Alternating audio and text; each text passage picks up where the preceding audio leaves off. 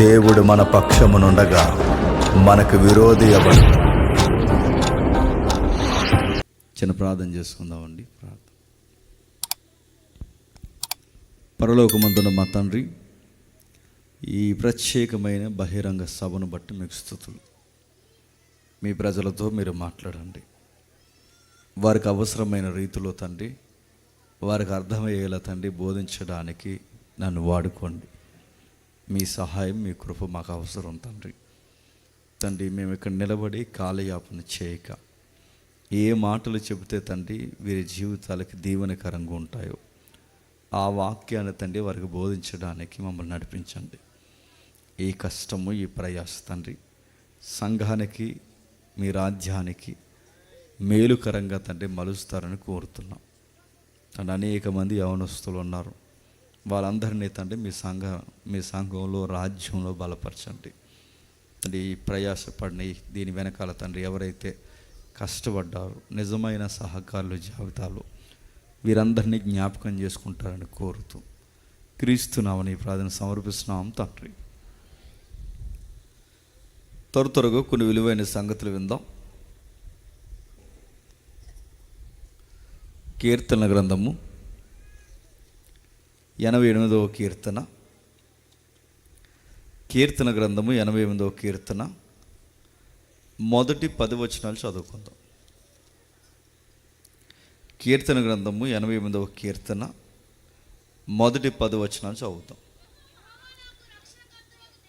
యెహోవా నాకు రక్షణకర్తయగు దేవా, రాత్రివేళ నేను నీ సన్నిధిని మొరపెట్టిన నాడు నా ప్రార్థన నీ సన్నిధిని చేరునుగాక. నా మొరకు చెవియొగ్గుము. నేను ఆపదలతో నిండి ఉన్నాను. నా ప్రాణము పాతాళానికి సమీపించి ఉన్నది.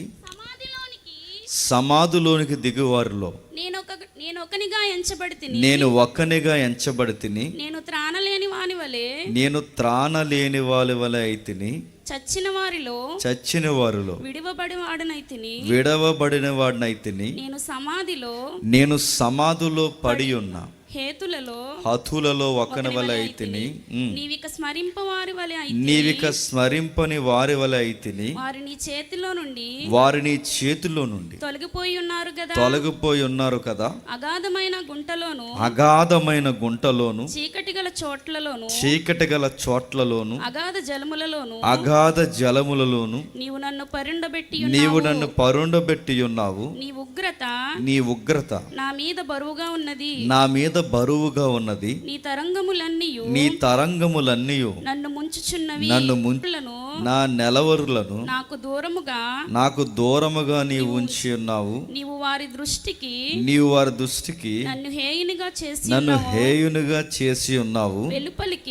వెలుపలికి రావల్లగాకుండా నేను బంధింపబడి ఉన్నాను. బాధ చేత నా కన్నులు క్షీణించుచున్నది.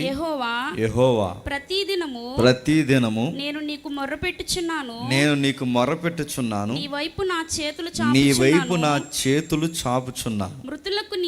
మృతులకు నీవు అద్భుతములు చూపెదవా. ప్రేతలు లేచి నిన్ను స్తుతించెదరు. ఆగుదాం.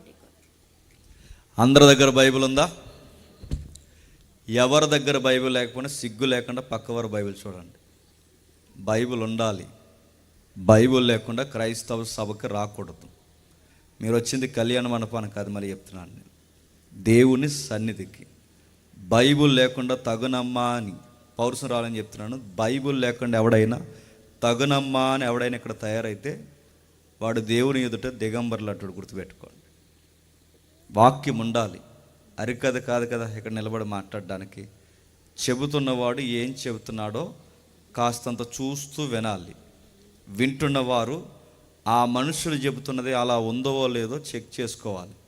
మీలాగా పేరంటానికి వచ్చినట్టు వచ్చి వెళ్ళడానికి నడుతున్నాను. ఒక గంట ఇక్కడ గడపాలని ఏం ఒరుగేది ఏమి ఉండదు. మళ్ళీ చెప్తున్నాను, వాక్యము. నువ్వెంత సీనియర్ సిటిజన్ అయినా, ఇక్కడ ఎవరి పెద్దలు ఎవరో నాకేం తెలియదు, మళ్ళీ చెప్తున్నాను, మీరెంత సీనియర్స్ అయినా మీ చేతుల్లో బైబిల్ ఉండాలి. బైబిల్ లేకపోతే మళ్ళీ చెప్తున్నాను, దేవుడు ఎవరిని ఖాతరు చేయడు. బైబిల్ ఉండాలి, ఖచ్చితంగా బైబిల్ చూడాలి, బైబిల్ని ఫాలో అవ్వాలి. ఈడేటి ఎలా చెప్తాడంటే ఇలాగే చెప్తాడు. మరి చెప్తున్నాను, మీరు వినండి, చూస్తూ వినండి. ఓకే, ఇది ప్రత్యేకించి యవనస్తులకు సంబంధించిన సదస్సు అని చెప్పారు. ఇటీవల కాలంలో అనేక ప్రాంతాల్లో నేను బోధిస్తున్న వాక్యాలు ఇదొకటి. లేదు మాకు వాక్యం ఇంకా డీప్ స్టడీలో కావాలంటే every Sunday day and night మా ఛానల్స్ ఉన్నాయి, ఫాలో అవ్వండి, లైక్ చేయండి, కామెంట్ చేయండి, గంట కొట్టండి, ఇవేం చెప్పం, చూడండి, వాక్యం వినండి, నేర్చుకోండి. న్యూ టెస్టిమెంట్ సర్వే అని రాజమండ్రి సర్వీస్లో మేము స్టార్ట్ చేస్తాం, లైవ్ ఫ్రీగా వస్తే చూడండి. 400 ఇయర్స్ సైలెంట్ ఇయర్స్లో ఏం జరిగింది, సుమారు 18 వారాలు. దాని తర్వాత మత్తయి సువార్త, ఎందుకు మత్తయి రాయాల్సి వచ్చింది, ఆ మొదటి అధ్యాయం వివరణ, అది దాటడానికి మాకు 2 సంవత్సరాలు బట్టిలా ఉంది. అంత డీప్ స్టడీ, జాగ్రత్తగా వినండి. అందులో భక్తుల జీవిత చరిత్రలో మనకు ఉపయోగకరమైన పబ్లిక్ మెసేజ్లు ఇది ఒక మెసేజ్ ఈరోజు మనం వింటున్నాం. ఏంటి దీని సంగతి? రాయబడిన వాక్యాలు మనం చదువుతున్నప్పుడు తెలుగు అక్షరాలు తెలుసు కనుక చదువుకున్నాం. నిజానికి మనం తిరగేసి ప్రశ్నించుకుంటే మనకేమైనా అర్థమైందా? మన తలకాయ మనకేం అర్థం అవ్వలేదు. కానీ చదువు మైకప్పమ్మ, మనం చదివాం, మనకేం అర్థం అవ్వలేదు. ఆ చదివిన వాక్యాలు ఏదో గుడ్డెద్దట చెప్పండి, దానికి బాగా ఆకలేసింది, ఆకలేసిన దానికి తినడం చేతనవట్లేదు. ఎందుకు? గుడ్డిది. ఆ గుడ్డి దానికి తినడం అంత, బంగారం లాంటి పంట కళ్ళ ముందు ఉన్న దానికి ఎందుకు తినడం చేత కావట్లేదు అంటే అది గుడ్డిది కనుక. ఇది మీకు అర్థమైతే బంగారం లాంటి వాక్యం 66 పుస్తకాలుగా మన మధ్య ఉన్న మనకి ఎందుకు అర్థం కావట్లేదంటే ఆత్మీయ గుడ్డితనం ఉంది మనకి. ఆ ఆత్మీయ గుడ్డితనంలో మన వాక్యాన్ని అర్థం చేసుకోవడంలో విఫలమవుతున్నాం. నేను చాలా దిక్కుని చెప్పిన ఉదాహరణ మేము చెప్తున్నాను, వినండి. 5-6 సంవత్సరాలు సంఘానికి వచ్చిన వాళ్ళకే వాక్యాలు తెలియలేదనుకుంటే, సంఘాలు నడిపిస్తున్న నాయకులకి వాక్యాలు తెలియట్లేదు, సంఘాలు నడిపిస్తున్న సంఘ పెద్దలకి వాక్యాలు తెలియట్లేదు. ఉదాహరణ చెప్తాను, వినండి. ఈ సమ్మర్ టైంలో సండే స్కూల్ క్లాసులు జరుగుతాయి, తెలుసు కదా. పిల్లలు అటు ఇటు చెదిరిపోకుండా సండే స్కూల్ పెడతారు. ఆ సండే స్కూల్ పెట్టినప్పుడు లైన్గా చెబుతున్నారు. పిల్లలందరినీ టీచర్ అమ్మ క్వశ్చన్స్ అడుగుతుంది. చెప్పవే పిల్ల, పలానా పలానా అడిగింది, చెప్పింది, ఈ పిల్ల చెప్పింది, ఈ పిల్ల చెప్పింది, ఈ మూడో బుడ్డ చెప్పట్లేదు. ఎందుకు చెప్పట్లేదంటే ఆవిడ ప్రెసిడెంట్ గారు మనవరాలు, చెప్పదు. ఇక్కడ ప్రెసిడెంట్ ఎవరన్నా తెలుదండో, జరిగిన విషయం చెప్తున్నా. ఆ ప్రెసిడెంట్ గారు మనవరాలు చెప్పట్లేదు. చెప్పు అని అడిగింది సండే స్కూల్ టీచరు, బేరని నేర్చింది. ఎందుకంటే ఇప్పుడు ఆవిడ నామోసి జరిగింది. ఇప్పుడు ఫీల్ అయిపోయింది, తాతయ్య నేడుస్తూ పోయింది. తాతయ్య సర్రమని లేచిపోయాడు. తాతయ్య అన్నాడు, ఏ అన్నాడు. ఎవరో అన్నారు నిన్ను సండే స్కూల్ టీచర్ ఏమని అన్నాదా? అన్నాడు. టీచర్ సంగతి తేలుతాను అన్నాడు. తీసుకుని వచ్చాడు. ఏ అమ్మ సండే స్కూల్ టీచరు ఏమన్నా పిల్లని అని అడిగాడు. నేనేమంటాను, పెద్ద అయినా రేపు పొద్దున మన సండే స్కూల్ని చెక్ చేయడానికి ఫారెన్ నుండి వస్తున్నారుగా పెద్దవారు, మళ్ళీ మనం సరిగ్గా రన్ చేయలేదంటారు. అందుకే ఒకసారి చెప్పిన లెసన్స్ నేను క్వశ్చన్స్ అడుగుతున్నాను. అందరు పిల్లలు చెప్పారు, కానీ మీ మనవరాలు మాత్రం చెప్పలేదు. ఏమడిగావు అని అడిగాడు.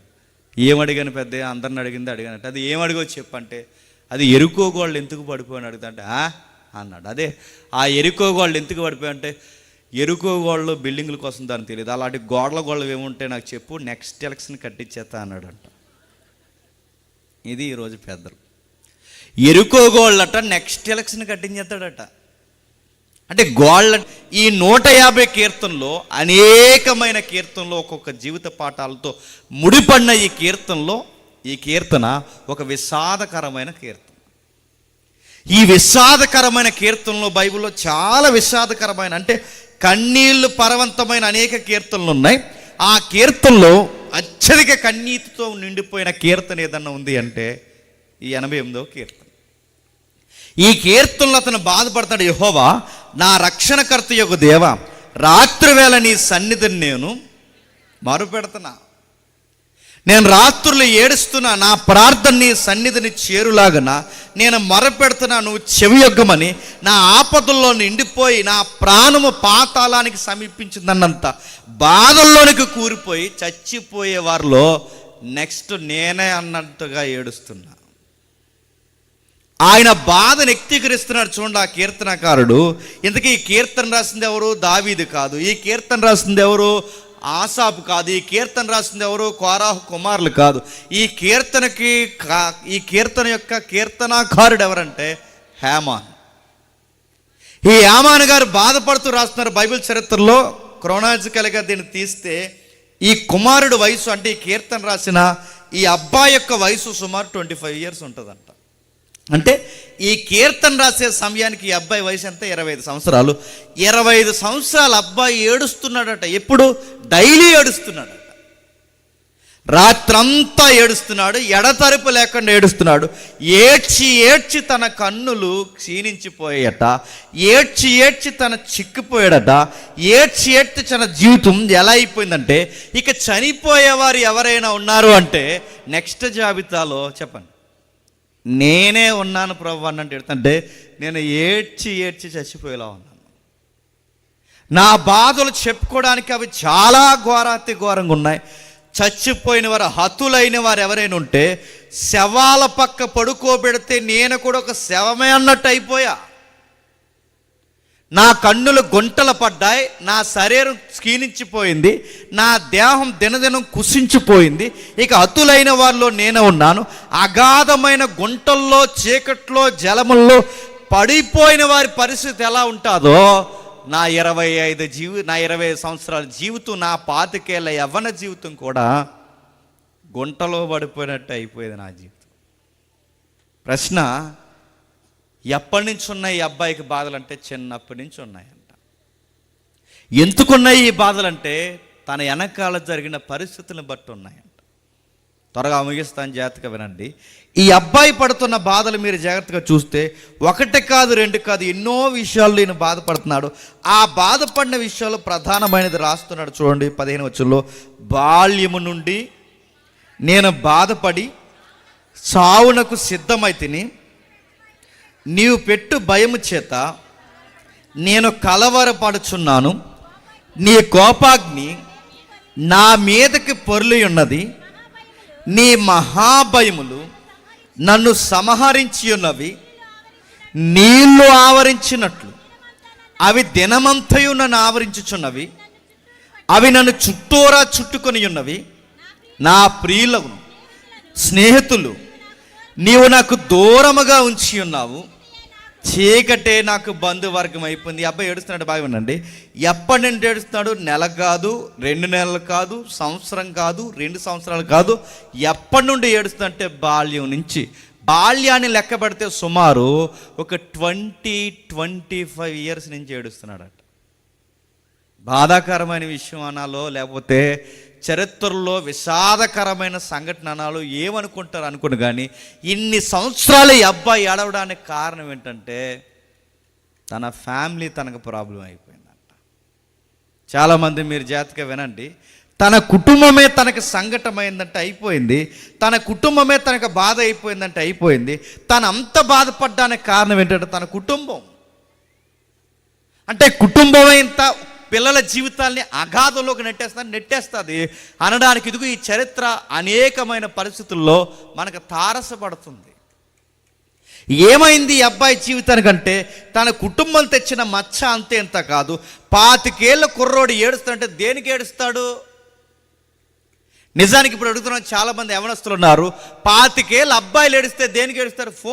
ఫోన్లు కొనం ఇవ్వకపోతే ఏడుస్తారు, అనుకున్న పాకెట్ మనీ ఇవ్వకపోతే ఏడుస్తారు.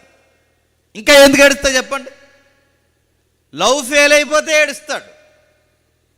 యంగ్స్టర్స్ దేనికి ఏడుస్తాడంటే ప్రియుల కోసం, ప్రియుడు కోసం, ఫోన్ కోసం, బైక్ కోసం, దీనికోసం ఏడుస్తే. ఇది లేకపోతే జీవితం లేదనుకుంటారు. నేను అడుగుతున్నాను, ఇది జీవితమా?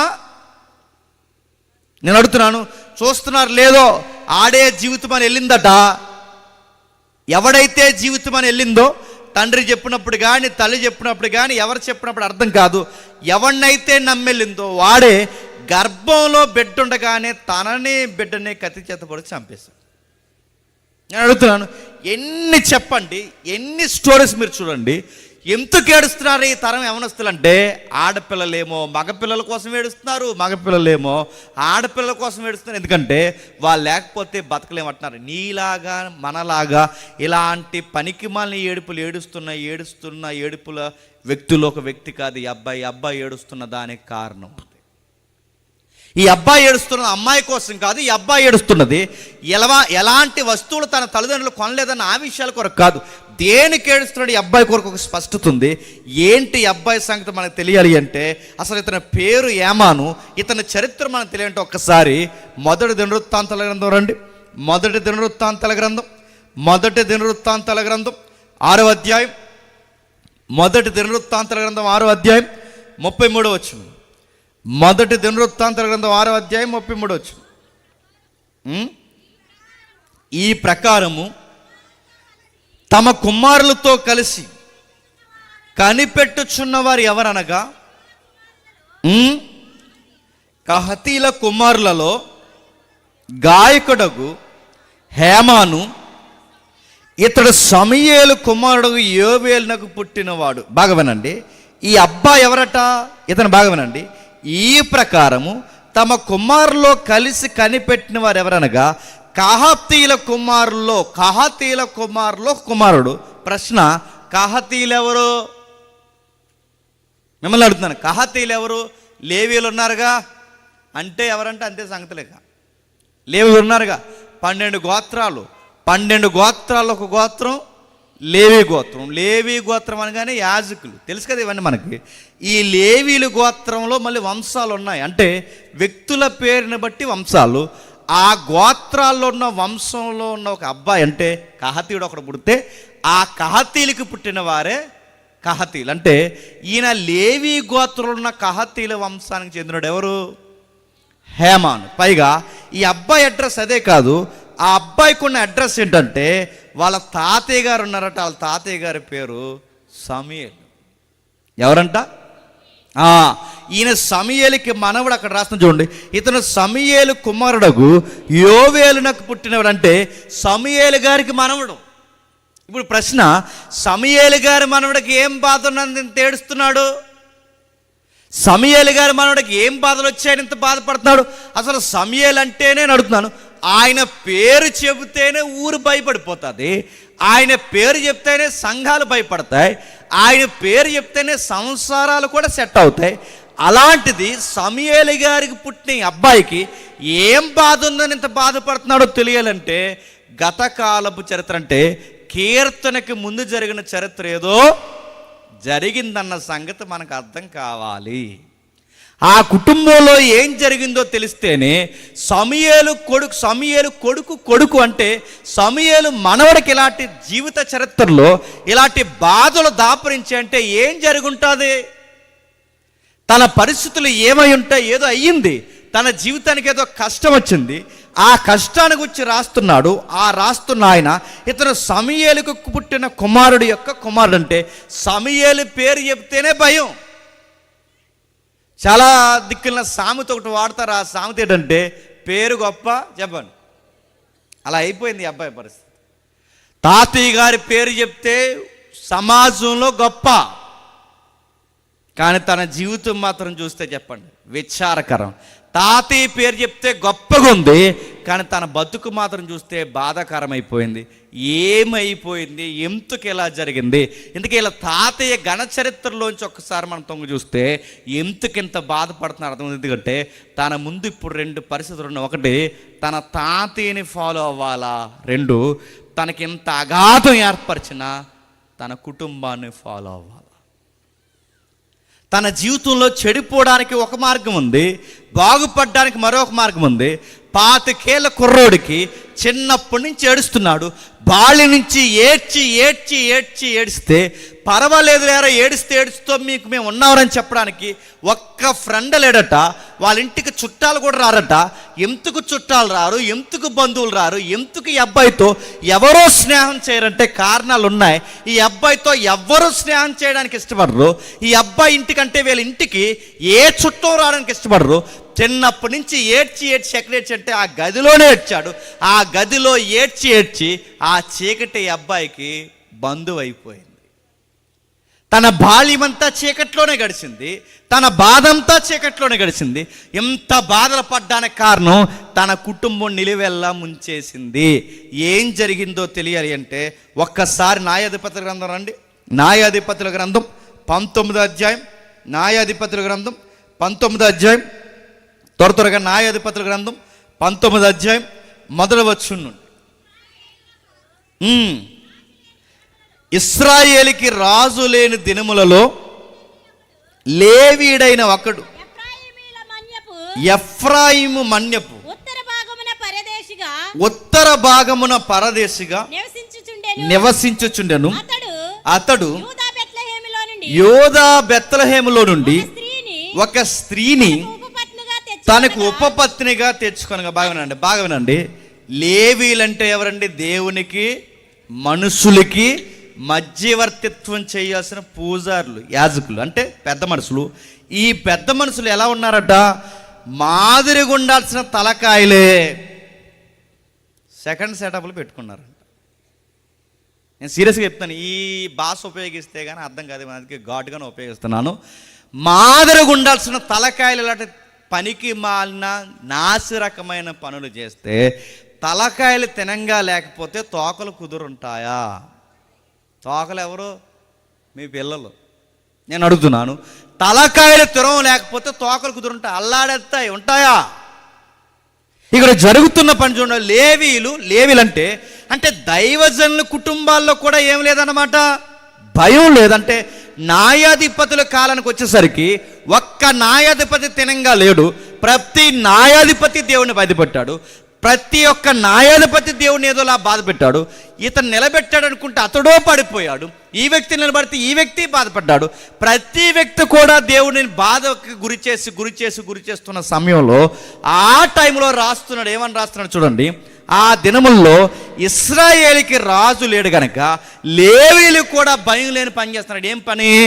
ఒక్కొక్కరు 2 3 పెళ్లి చేసుకుంటారు. పెళ్ళి అంటే నేను ఈ మాట ఉపయోగించలేదో, ఆఫీసర్లు ఒకరు, అదన్నమాట. అంటే వీళ్ళ భయం లేదు, అడిగేవాళ్ళు లేరు, వీళ్ళు ఇష్టానుసారంగా చేస్తున్నారు. వీళ్ళు చేస్తున్నప్పుడు తన ఉపపత్తిని ఎక్కడి నుంచి తెచ్చేట? బెత్లెహేం అంటే ఏ ఊరండి?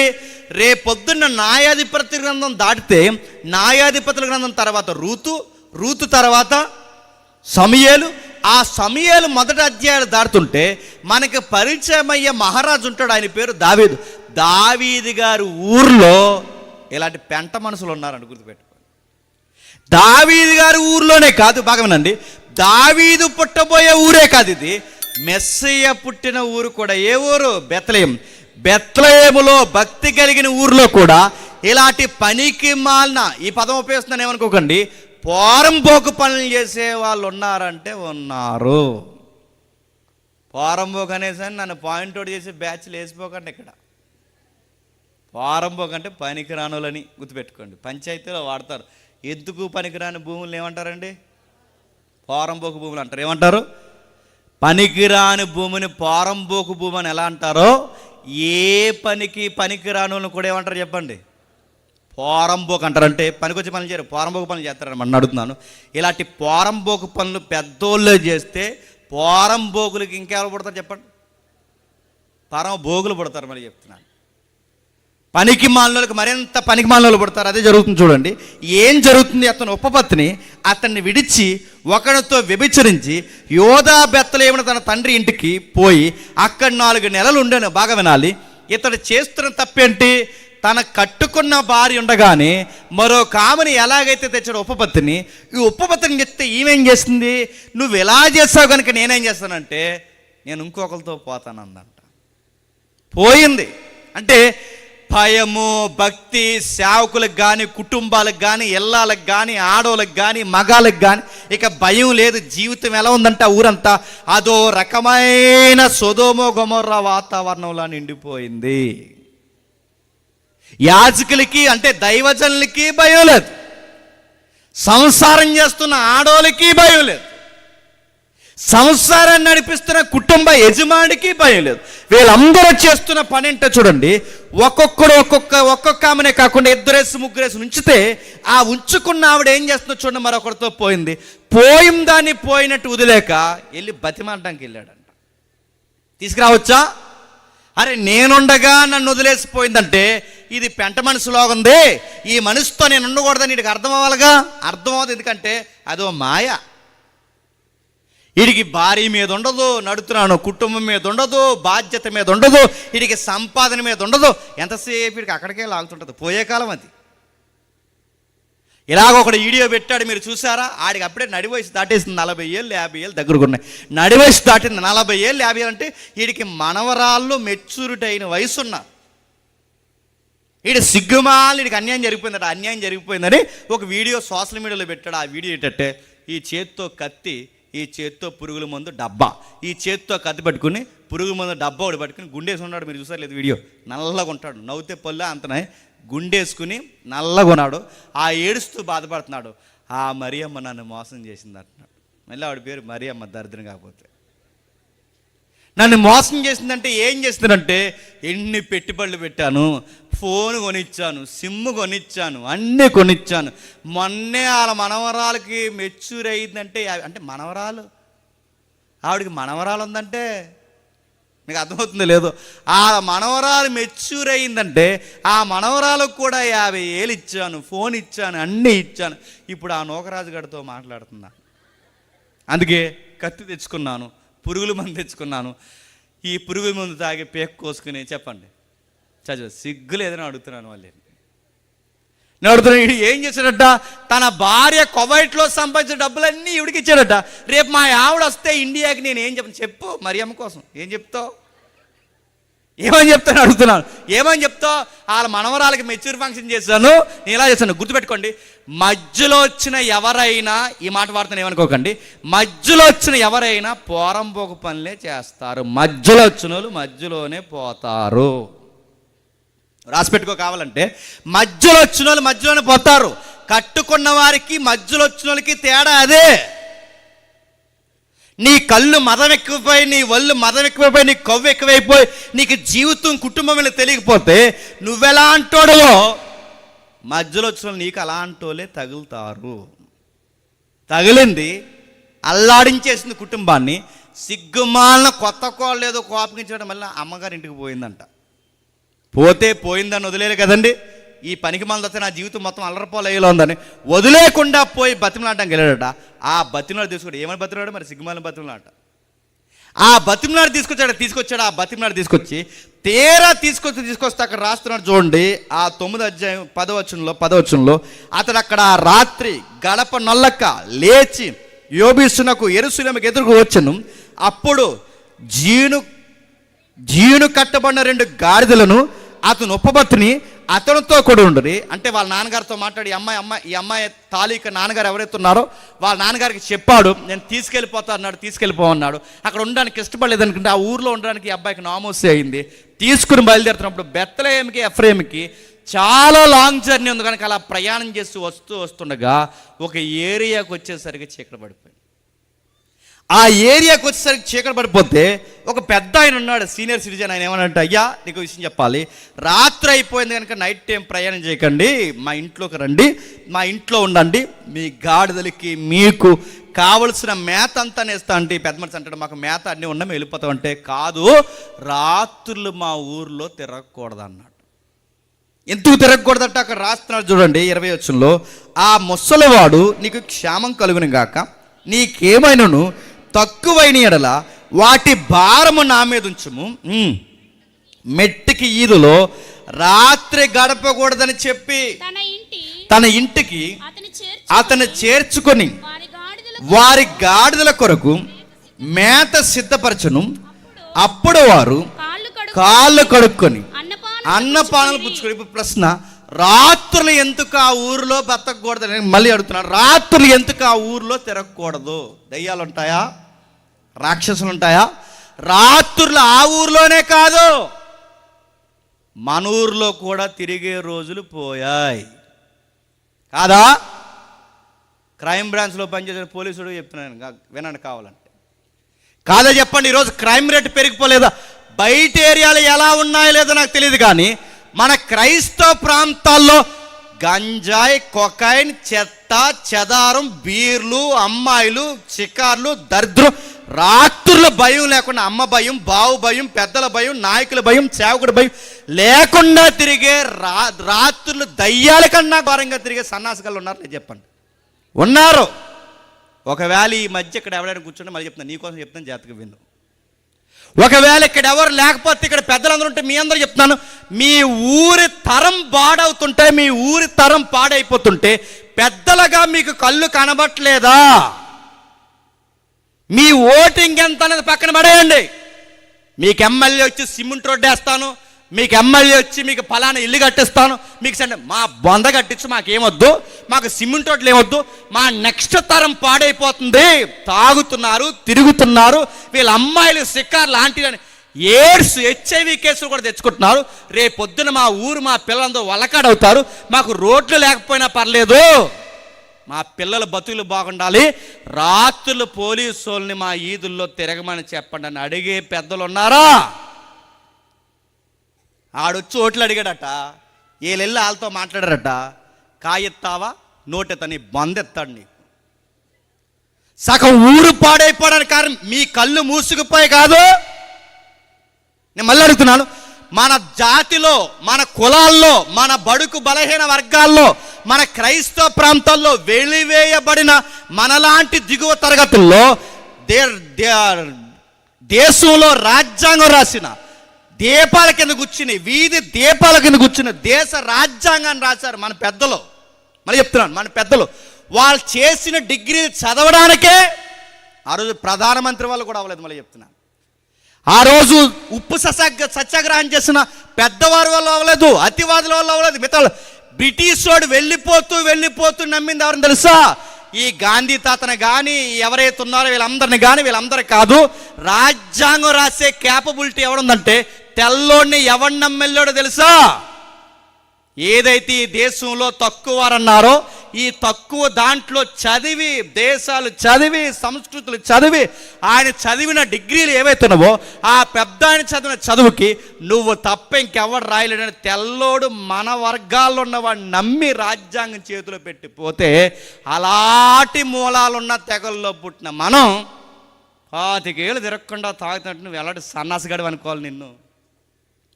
రేపొద్దున ఇప్పటి నుంచే నువ్వు తాగుతాంటే నేను అడుగుతున్నా, నీ పదం ఆడుతున్నాను ఏమనుకోకండి. నీ భార్యకి రేపు పొద్దున పనికొస్తావా? అమ్మాయికి నడుతున్నాను పోషించగలవా? నీకు అమ్మాయికి బిడ్డలు పుడితే గుప్పడి మెతుకులు పెట్టగలవా? School fee కట్టగలవా? ఈ పోటీగాడు అన్నట్టు ఇలా సెంటర్లో కూర్చొని రాత్రి మాడుకుంటారు. ఏమని చెప్పినా రా తాగేస్తాడు, తాగే పోతావు త్వరలో. రా అంటేటి నీళ్ళు కరపడ తాగేస్తాడంట. రా తాగెత్తండ్రా, నాది strong body. A strong body? నీకు ఇనుముతో చేశారా వాళ్ళు ఎవరో? నీ కిడ్నీలు ఏమైనా ప్లాస్టిక్ అని అడుగుతున్నాను, పోతావు. రాత్రులు ఎంత తిరగకూడదు, ఈ రోజు ఎందుకు తిరగకూడదు, ఆ రోజు కూడా అంతే తిరుగుతున్నారు. చూడండి, వారు సంతోషించుచుండగా ఆ ఊర్లోకి ఎవరు వచ్చారట? కొందరు పోకిరీలు. ఎవరంట? గడి చెప్పండి, ఎవరంట? నడుతున్నాను. పోకిరీలు అంటే ఎవరండి? ఇందాక వాడనుగా పోరంబోకుల్లో నెంబర్ 1. ఇలాంటి పోకిరీలు రాత్రులు తిరిగేది ఎవరండి? పోకిరీలు. నడుతున్నాను. పోకిరి అనగానే మీకు ఈ రోజు కాదు గుర్తొచ్చింది. నడుతున్నాడు. పోకిరీలు అంటే ఊర్లో పేరుకుపోయిన చెదారంగాలు. మళ్ళీ చెప్తున్నాను నేను, వీళ్ళకి చదువు ఉండదు, వీళ్ళకి బాధ్యత ఉండదు, వీళ్ళ అమ్మ భయం ఉండదు, వీళ్ళ నాన్న భయం ఉండదు, వీళ్ళకి ఊరి భయం ఉండదు, ఒక టార్గెట్ ఉండదు, ఒక బాధ్యత ఉండదు. ఆ పూటకి తిన్నామా, తిరిగామా, ఏదో ఒక ఆడపిల్లని ఏడిపించామా, ఇదొక బతుకే. నడుతుంది, ఇదొక బతుకే. ఈదిలో కుక్క బతుకుతుంది చెప్పండి. అది కూడా అలాగే తిరుగుతుంది. దానికి పనా పాట అడుగుతాను. ఈ ఈదిలోకి వస్తుంది కుక్క, ఈదిలో పోతుంది. ఎందుకు పోయింది? దానికి వెళ్తుంది. మళ్ళీ ఎలా వస్తుంది? అక్కడ ముద్ద తింటుంది, ఇలా పోతుంది, అలా తిరుగుతుంది. కుక్క అలా తిరుగుతుంది. నీకు సిగ్గుందని అడుగుతున్నావు. ఒక మగాడిగా నువ్వేం చేయాలి? 21 సంవత్సరాలు దాటేసరికి నీకు డిగ్రీ అవ్వాలి, లేదా డిగ్రీ అవ్వకపోయిన చేతిలో ఏదో ఒక పని ఉండాలి, నిపుణత ఉండాలి. ఈ పని 21 సంవత్సరాలు 25 ఏళ్ళు దాటేసరికి నువ్వు ఒక జాబ్లోనో ఒక పనిలోనే స్థిరపడాలి. 30 ఏళ్ళు వచ్చేసరికి సేవింగ్స్ అంటే నీ అకౌంట్లో డబ్బులు ఉండాలి. 30 ఏళ్ళు వచ్చేసరికి నువ్వు చక్కగా ఒక పెళ్లి చేసుకోవాలి. 30 దాటేసరికి ఒక పిల్ల ఉన్నా కనాలి. అప్పుడు నీ లైఫ్లో సెటిల్ అవ్వాలి. ఇది కదా మ్యాన్హుడ్ అంటే. ఇదేం లేదట, వీడికి ఇంటర్ అవ్వలేదు, డిగ్రీ అవ్వలేదు, ఏం అవ్వలేదు నడుతుంది. దేనికి పనికి ఐటీఐ కట్టారు, ఐటీఐ కూడా అవ్వలేదు వీడికి. వీడు వేస్తావా, ఎల్లింగులు చేస్తావా, ఏం చేస్తాను అడుగుతున్నాను, ఏం చేస్తున్నాను? మీ నాన్న ఎలాగైతే గేదెలు ఎప్పుడు మేపుతావా? నేను చదువుకోరని చెప్తాను అడుగుతాను. ఈ వయసులో ఎలా ఉంటుందో తెలిసి వాళ్ళు చేసే పనులన్నీ, స్కూలు బస్సు వెళ్తుంటే స్కూలు బస్సు వెనకాల వెళ్ళడం, స్కూల్ వదిలేయాలి, గేట్ల ముందు నిలబడడం, కాలేజీ నడుతున్నాడు, లేదా సెక్యూరిటీ జాబ్ చేయ, అక్కడ జీతం ఇస్తారు. ఆ బస్సుకి ఏమైనా ప్యాచ్ చెడిపోతే వెనకాల తిరుగు టైర్ పెట్టుకుని. సిగ్గు మానం మర్యాద నడుగుతున్నాను. రాత్రులు తిరగకూడదంటే ఎవరు వచ్చారంటే పోకరేలు పనికి మాలినోళ్ళు, దరిద్రులు, ఇంకా చాలా పదాలు ఉన్నాయి. ఇవన్నీ నడుగుతున్నాను. వీళ్ళందరూ ఇలాంటి పేర్లు ఈరోజు సినిమాలకి పెడుతున్నారు లేదా? సినిమా పేరు ఏంటి చెప్పిన? యానిమల్ అంట.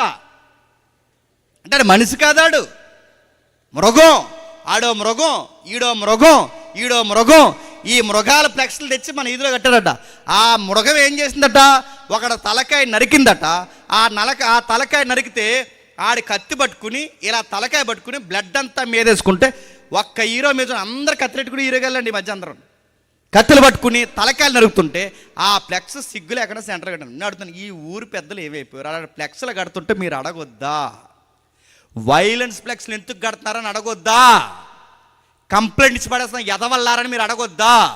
నడుతున్న బైకులు ఈదుల్లో స్పీడ్గా తోలుతున్నప్పుడు వయసు అయిపోయిన వాళ్ళు నడుస్తున్నారు, ఇలాంటి పిల్లలు ఆడుకుంటారు. వీడి ఎదవ యాగానికి గుద్దితే వాళ్ళ జీవిత పరిస్థితి ఏంటి మీరు అడగొద్దా? వీళ్ళని అడిగామండి, వాళ్ళ అమ్మ నాన్న మా మీద పడిపోతున్నారంటే చెప్పండి. వాళ్ళ అమ్మ నాన్నకి మళ్ళీ చెప్తున్నాను నేను సీరియస్గా. వాళ్ళ అమ్మ చెప్పిన, మీ అయ్యకి బాగా బైక్ రేసింగ్ ఎక్కువైపోతే ఆ మేడ నుంచి ఈ మేడ మీద తోలుకో అమ్మా, మీ ఇంట్లో గదిలో 0 కట్టలు కొట్టుకోమను. కానీ మీ ఊర్లో మాత్రం మీ కుర్రోడు స్పీడ్ 20-30 దాటి వెళ్ళాడు, ఆడి మీద కాదు కంప్లైంట్, చెప్పండి మీ మీద కూడా ఇస్తామని చెప్పండి. మీకు రైట్ ఉందా? రైట్ నేను చెప్తున్నాను, మీ సిటిజన్షిప్కి రైట్ ఉంది. ఊర్లో యవనస్తులు పాడైపోతే అడిగే రైట్ ఉంది, కంప్లైంట్ ఇచ్చే రైట్ ఉంది. నడుతున్నాను, మీరు కంప్లైంట్ ఇవ్వండి. ఎఫ్ఐఆర్ అంటే పడదు కానీ కంప్లైంట్ ఇవ్వండి. కూర్చోబెట్టి వాడికి ఏం చెప్పాలి, నీతి పాఠాలు గట్టిగా చెప్తారు, చెప్పండి. వీళ్ళు రాత్రులు తిరుగుతున్నారు చూడండి. రాత్రులు తిరగకూడదు. రాత్రి ఎందుకు తిరుగుతారు? ఫోన్లు పట్టుకుని తిరుగుతారు, పనికి వాళ్ళ మాట్లాడుకుంటూ తిరుగుతారు. వీళ్ళ సెంటర్లో గుంపు మీటింగ్ పెడతారు. అడగండి, నడుతాను, గుంపు మీటింగ్ ఎందుకు పెట్టారా? రేపు ఎగ్జామ్స్ కోసం మాట్లాడుతున్నారా? ఏంటని అడుగుతున్నాను, స్టడీ డిస్కషనా? కాదు. సెంటర్లో ఈ నైట్ 12 దాటిని మీరు ఎంచుకున్నారు, అడగండి. మీ పెద్దోళ్ళందరూ అడగండి. మన వాళ్ళు అడగాలి, మన పిల్లల్ని అడగాలి, మన తరాలను అడగాలి, మన తమ్ముళ్ళు ఎవరైతే ఉన్నారో వీళ్ళని అడగాలి. వీళ్ళకి ఈ వయసులో అడగకపోతే వీళ్ళకి మంచి ఏంటో చెడేంటో తెలిసే లోపే జరగాల్సిన నష్టం వీళ్ళ జీవితాల్లో జరిగిపోతున్నాయి. క్రైమ్ రేట్లో వీళ్ళ పేర్లే ఎక్కువ అవుతున్నాయి. చివరికి బాధాకరమైన విషయం, వాళ్ళ తిరిగి వచ్చే సమయానికి జీవితం మొత్తం చెప్పండి అయిపోతుంది. అందుకే అడగండి. అక్కడ రాస్తున్నాడు, పోకిరీలా ఆ ఇల్లు చుట్టుకుని ఆ ఇంటికి వచ్చి తలుపులు కొట్టి ఇలా సరదా తిరుగుతారట. ఈ సరదా తిరుగులు ఏమవుతాయి? సరదాలు ఎలా ఉంటాయి తెలుసా? ఇంకా ఏదైనా చేయాలనిపిస్తుంది, ఇంకా సరదాగా అంటే ఈ సరదా పనులే తొంటర పనులు అవుతాయి. పర్లేదులే, సరదాగా ఉన్నారు, పర్లేదు, ఏం పర్లేదులే. చాలామందికి చెబుతుంటే వీళ్ళ అమ్మ నాన్న వెనకేసుకొచ్చేదారు. ఆడికన్నా వీళ్ళకి అసలు సిగ్గు ఉండదండి. ఆడనేమనంటే వీళ్ళు గొడవ వచ్చేస్తారు, వీళ్ళిద్దరు ఆడనేమన్నంటే వీళ్ళిద్దరు గొడవ వచ్చేస్తారు. అడుగుతున్నాను, వాళ్ళకి చెప్పండి గట్టిగా. వీళ్ళు అడుగుతారు, పోనీ మనం వెళ్ళి చెప్పాం అనుకోండి, చెప్పండి మీ వాడు అసలు కుదురుంటలేదు ఊళ్ళో అని చెప్తే ఏం చేయమండి మా మాట చెప్పండి. ఆ మాట నువ్వు అనొచ్చా? ఏం చేయమండి మా మాట మా వాడంటలేదంటే నువ్వు తండ్రిగా కానీ ఫెయిల్ అయిపోయావు, నువ్వు తల్లిగా నీ బిడ్డని కానీ ఫెయిల్ అయిపోయావు. వాడు మీ మాటే వింటలేదంటే వాడు ఎంత చేదాటిపోయాడో మీకే అర్థం అవ్వాలి. పిల్లలకి గారాబం పెట్టండి, పిల్లలకి ముచ్చట్లు పెట్టండి. ఎప్పుడు మంచి పనులు చేసినప్పుడు పెట్టండి. బాగా చదువుకున్నారా, ప్రేమించండి. బాగా టాలెంట్ సంపాదిస్తున్నారా, ప్రేమించండి. అడిగిందల్లా కొనండి. కానీ దేనికి పనికి రాకుండా తిరుగుతూ ఇంటర్ కూడా కాకుండా డిగ్రీ కూడా కంప్లీట్ అవ్వకుండా మొత్తం బ్యాక్లాగ్స్ అంతా సబ్జెక్టులన్నీ ఉంచి వీడు తెంగర పని చేసి వచ్చి వీడు అన్నాడట, ఏమి ఎరగదీశారంటే నేను ప్రగాఢంగా పిల్లను ప్రేమించాను అన్నాడు. ప్రగాఢంగా ఈ ప్రగాఢమైన ప్రేమను ఇప్పుడు వీళ్ళిద్దరు ఒప్పుకున్నారట. ఎవరిద్దరు? వీళ్ళకి అసలు సిగ్గులేదు, వీళ్ళ తల్లిదండ్రులకి ఇద్దరికి. వీళ్ళిద్దరు ఒప్పుకున్నాడు, దగ్గరుండి పెళ్లి చేశారు. పొడిసిపోతాడు ఒకరోజు, నేను మరి చెప్తున్నాను. ఆడు ఉంటాడా అడుగుతున్నాడు, ఉంటాడా?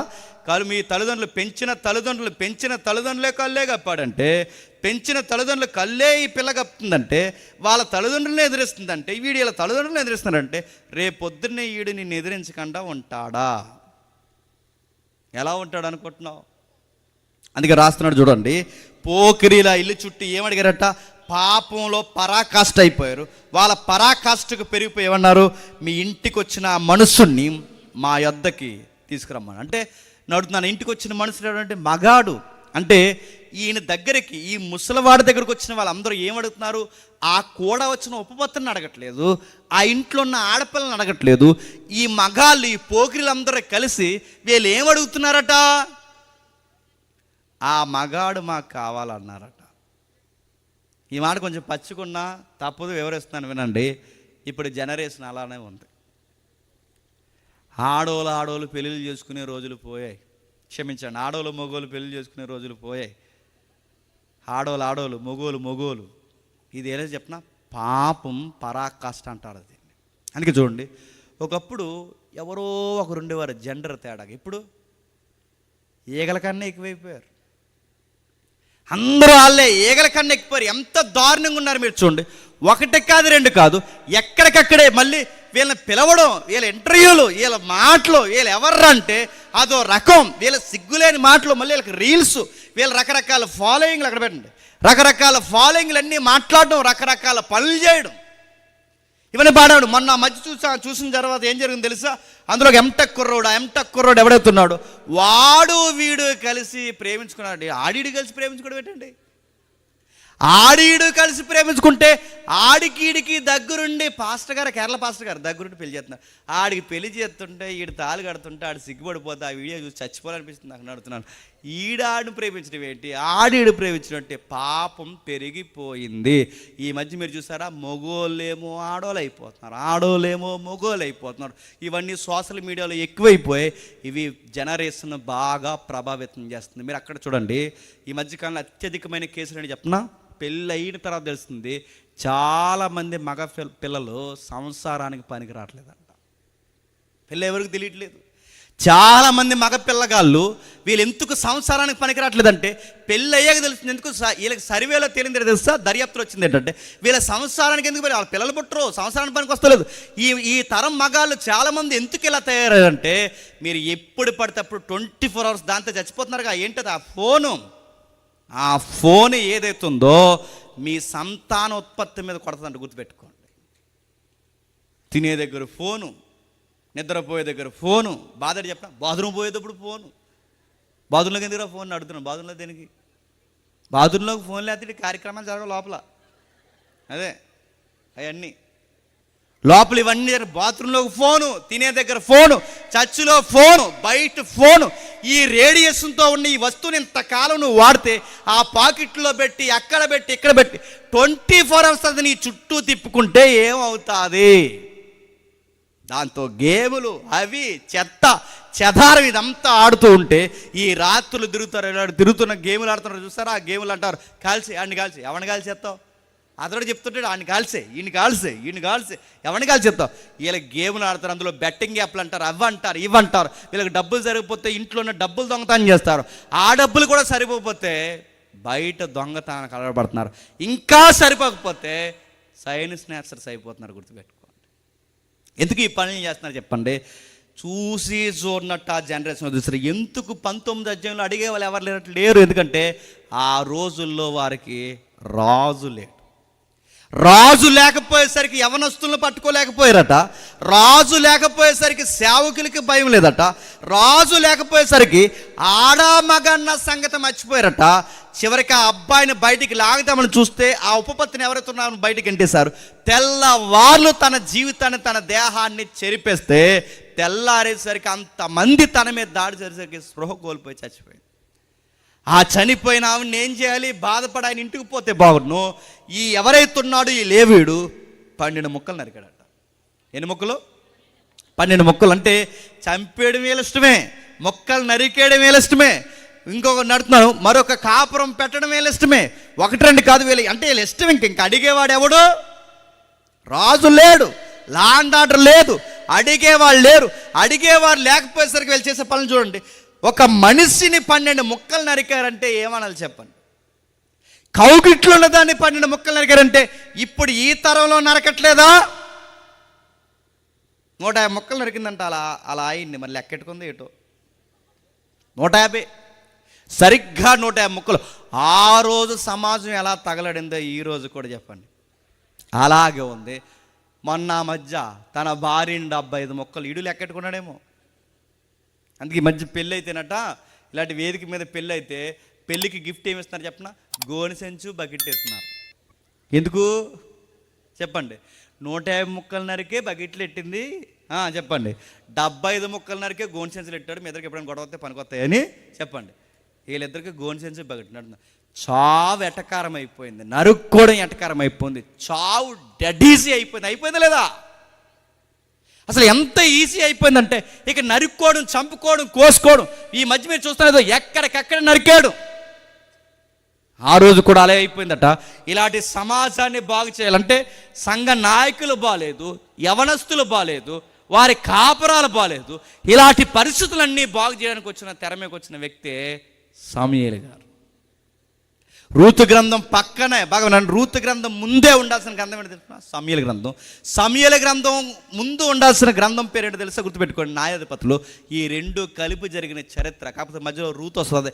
రూతు ఎందుకు వచ్చిందంటే రూతు కూడా న్యాయాధిపతుల కాలానికి సంబంధించింది కనుక ఈ రెండు మనం చదువుతున్నప్పుడు మనకు అర్థమవుతుంది. ఇంత వాతావరణాన్ని బాగు చేసింది ఎవరంటే సమూయేలు గారు. ఆ సమూయేలు వచ్చిన తర్వాత దేశ పెద్దలు భయపడ్డారట, నాయకులు భయపడ్డారట, కాపర్లు భయపడ్డారట. ఎక్కడికెక్కడే సెట్ అయిపోయారు. సంఘాలు బాగుపడ్డాయి, సన్నిధులు బాగుపడ్డాయి, సంసారాలు బాగుపడ్డాయి, అన్నీ బాగుపడ్డాయి. సమూయేలు వచ్చిన తర్వాత అంతా బాగుంది, వాతావరణం సెట్ అయింది అనుకుంటే పండిత గర్భాన్న చెప్పండి పారమ సొంట్లో పుట్టారు. ఆ పండితుడు సమూయేలు అయితే ఆ పండితుకు పుట్టిన పనికి మాలినోళ్ళే చెప్పండి సమూయేలు కొడుకులు. ఆ సమూయేలు కొడుకుల్లో పెద్ద కొడుకు పేరే యోవేలు. ఆ యోవేలుకి పుట్టిన కొడుకే హేమాన్. అంటే తాతయ్య ఏమో చాలా మంచోడు. తాతయ్య వచ్చినప్పుడు సమాజాన్ని, గాడిలో లేని సమాజాన్ని ఒక గాడిలో పెట్టాడు, పద్ధతి లేని సమాజాన్ని ఒక పద్ధతిలో పెట్టాడు. దేవుని వాక్యము చేత మోమాటం లేకుండా ఆయన చెబుతున్న ప్రవచనానికి బెత్లెహేము కూడా భయపడిపోయిందట. అయ్యా మా ఊరు వస్తున్నారు, మా యవనస్తులం కానీ మేం కానీ బాగు చేసుకోవాల్సిన సంగతులు ఏమైనా ఉంటే చెప్పండి, మేము బాగు చేసుకుంటామని సమూయేలు గారు వస్తే లేచి నిలబడి పెద్దలు ఊరంతా భయపడి చెప్పండి మేము బాగు చేసుకుంటాం అన్నారట. అంత భయాన్ని తెచ్చాడు. దైవ భయం తెచ్చాడు, ధర్మశాస్త్రం భయం తెచ్చాడు, అన్ని భయాలు తెచ్చి ఆ రోజు వాళ్ళకి నేర్పిస్తే సమూయేలు ఉండగానే, సమూయేలు వయసు అయిన వెంటనే సమూయేలు గారు చేసిన పని ఏంటంటే తన స్థానంలో తన కొడుకులు పెట్టాడు. తన కొడుకులు పెడితే ఏం చేశారు? సమూయేలు గారు ఉండగానే లంచాలకు మరిగేశారట. ఎవరు? సమూయేలు కొడుకులు. ఏం జరుగుతుందో ఒకసారి మొదటి సమూయేలు గ్రంథం తీయండి. మొదటి సమూయేలు గ్రంథం 8వ అధ్యాయం. మొదటి సమూయేలు గ్రంథం 8వ అధ్యాయం. త్వరగా మొదటి సమూయేలు గ్రంథం 8వ అధ్యాయం మొదటి వచనం నుండి. సమూయేలు గారు వృద్ధుడైనప్పుడు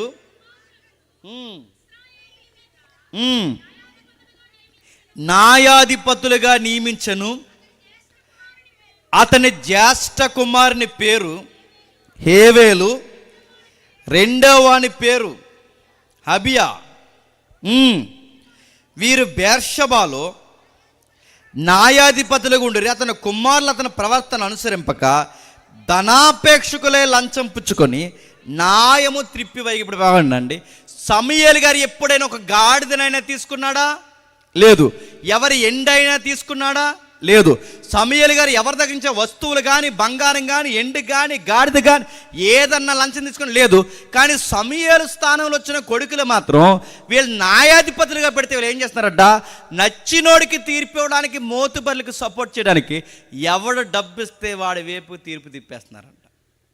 ఎవడు డబ్బిస్తే వాడి వైపుకి తీర్పు తిప్పేస్తుంటే దేశ ప్రజల్లో గుసగుసలు స్టార్ట్ అయిపోయాయి. సమూయేలు ఉండగానే వీళ్ళ కొడుకులు ఇలా చేస్తున్నారంటే సమూయేలు గారు వెళ్ళిపోయిన తర్వాత దేశాన్ని మొత్తానికి అమ్మేస్తారు. అందుకే ఏం చేయాలి? సమూయేలు గారు ఉండగానే ఇలా జరుగుతుందంటే, సమూయేలు గారు వెళ్ళిపోతే వీళ్ళని అడ్డు అదుపు చేసే వాళ్ళు ఉంటారు. అందుకే పెద్ద ఆయన ఉండగానే, ప్రవక్త ఉండగానే మనం ఒక నిర్ణయానికి రావాలి. ఆ నిర్ణయం ఏంటంటే, మాకు మీ న్యాయాధిపతులుగా మీ కొడుకులు మాకొద్దు, మాకు రాజు కావాలి, మాకు రాజు కావాలి. నీ కొడుకుల వలన మేము బాధ భరించలేకపోతున్నాం, మాకు రాజు కావాలి. ఆ రాజుని అడిగారు. సమూయేలు బాధపడ్డాడు, రాజు ఎందుకు, మనకి దేవుడే రాజు కదంటే, అవన్నీ మాకు అనవసరం, మాకు అవన్నీ కాదు, నీ కొడుకులు దేవుని పక్షం నుండి న్యాయం తిప్పేస్తున్నారు కనుక మాకు కావాల్సింది ఎవరంటే మాకు రాజు కావాలి. అంటే వీళ్ళు ఏం చేశారు? అన్యాయపు తీర్పులు తీరుస్తున్నారట. ఎకరాలు ఉన్నవాడి వైపుకేమో ఒకలా మాట్లాడతారట, డబ్బు ఉన్నవాడికేమో ఒకలా మాట్లాడతారట, పేదోళ్ళు వస్తే వాళ్ళకు ఒక తీర్పు తీరుస్తారట, డబ్బు ఉన్నవాడిది తప్పు ఉన్న వాళ్ళకు ఒక తీర్పు. అంటే వీళ్ళు ఎవరికి సపోర్ట్ రాయి న్యాయాధిపతులు పెద్దలు అంటే, వీళ్ళకి డబ్బు ఉన్నవాడికి, పేరున్నవాడికి, నోరున్నవాడికే సపోర్ట్ చేస్తున్నారే తప్ప పేదోడికి మాత్రం ఎక్కడ సపోర్ట్ చేయట్లేదట. ఈ బాధల దేశంలో ఎక్కువైపోయాయి, గుసగుసలు ఎక్కువైపోయాయి.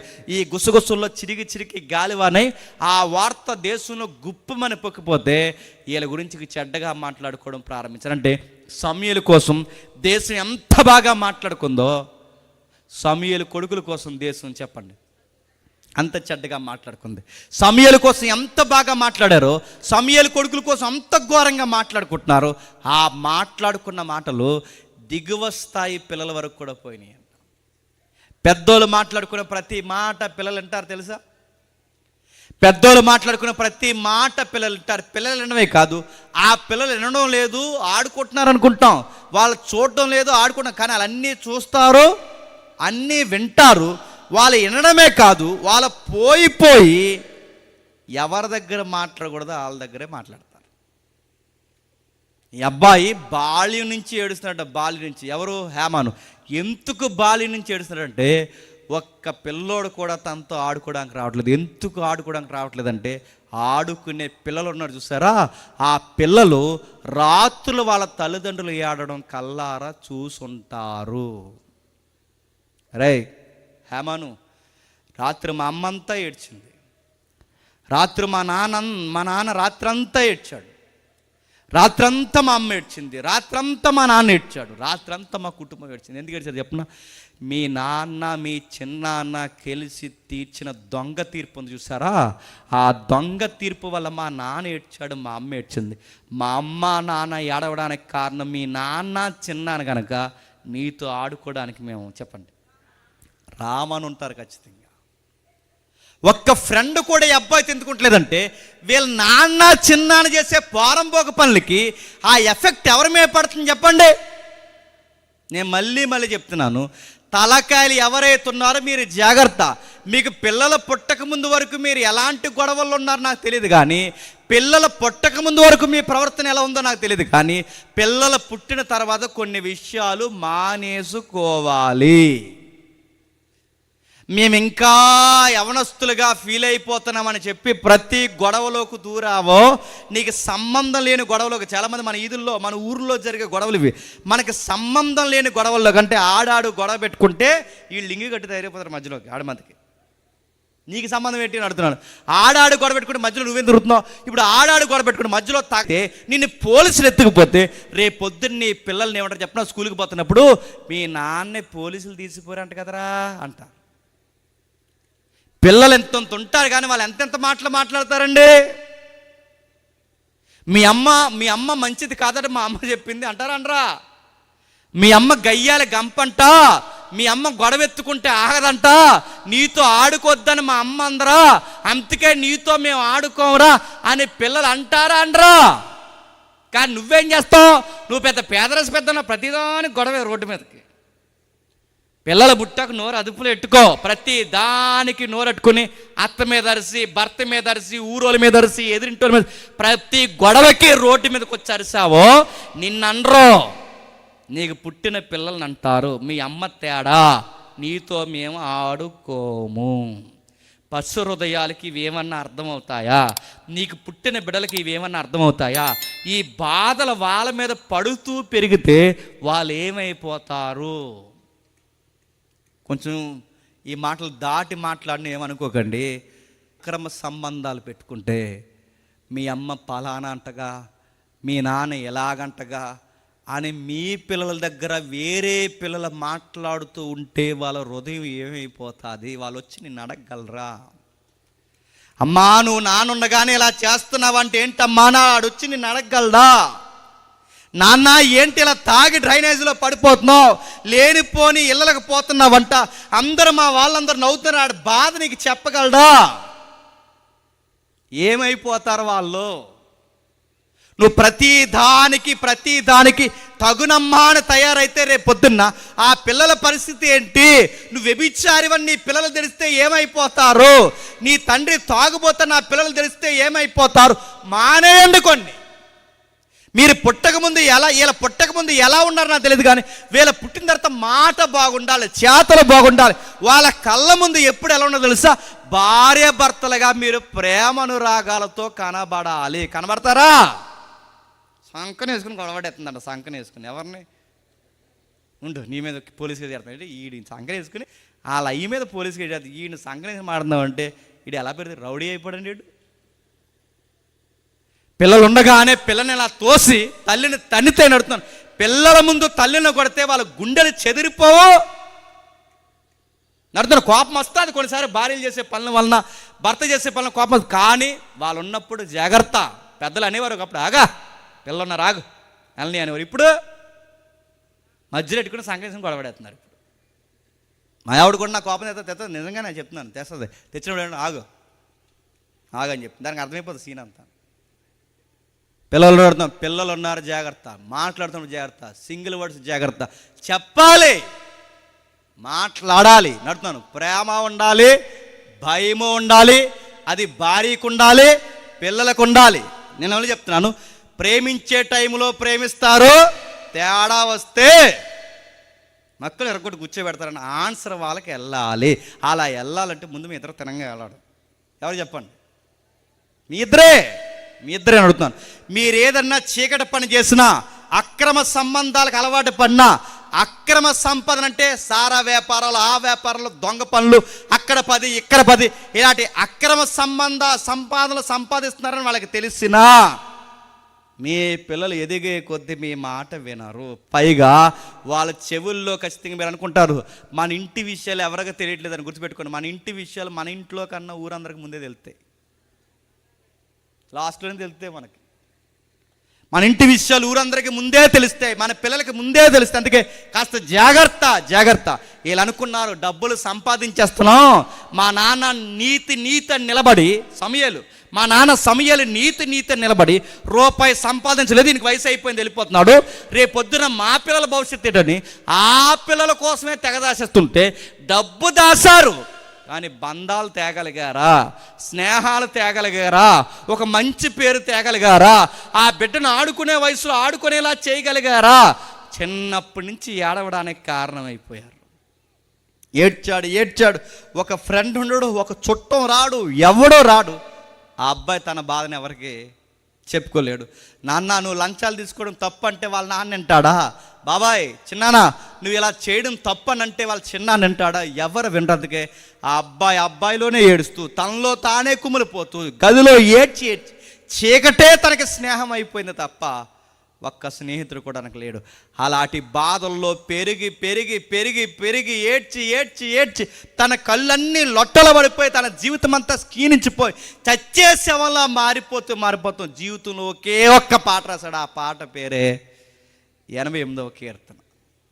అలాంటి కీర్తన 88వ కీర్తన రాసి అంటున్నాడు, నేను బాధల్లో ఉన్నాను, వేదనలో ఉన్నాను, నా జీవితం ఇదిగో అతులైపోయిన వారిలో ఒకరి వల్ల అయిపోయాను, నేను బాలి నుంచి ఏడుస్తున్నాను, ఏడ్చి నా కన్నులు పాడైపోయాయి, నా చూపు దృష్టికోణం మారిపోయింది. దేవా నన్నేంటి ప్రవ్వా, మా అయ్యకి నేను చెప్పలేను, మా బాబాయికి నేను చెప్పలేను, మా తాత పేరు చెప్తే ఊరంతా అడలిపోయేది, కానీ మా నాన్న పేరు చెప్తే మొక్క మీద ఉమ్మేస్తున్నారు.